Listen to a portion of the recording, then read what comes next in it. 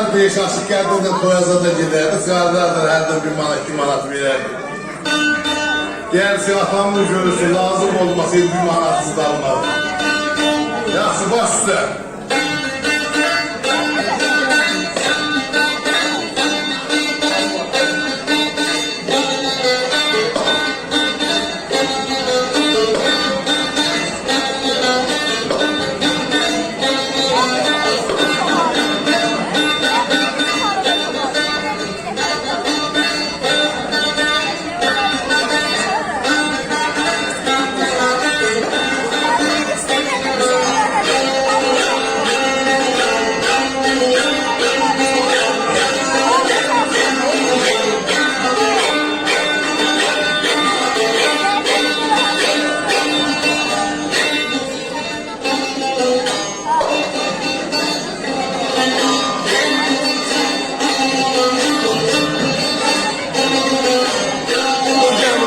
Motorun yanında.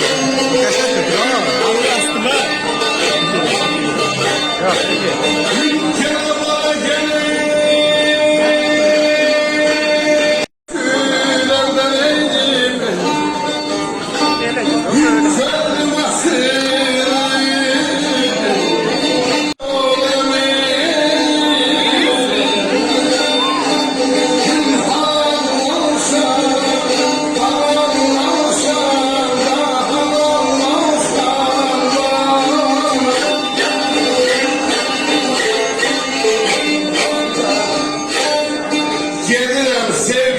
Gelirim yine dolmasın gözlerin halallaşanda. Sen değil gülerle şöylüm asılır, gemeler olulan halallaşanda.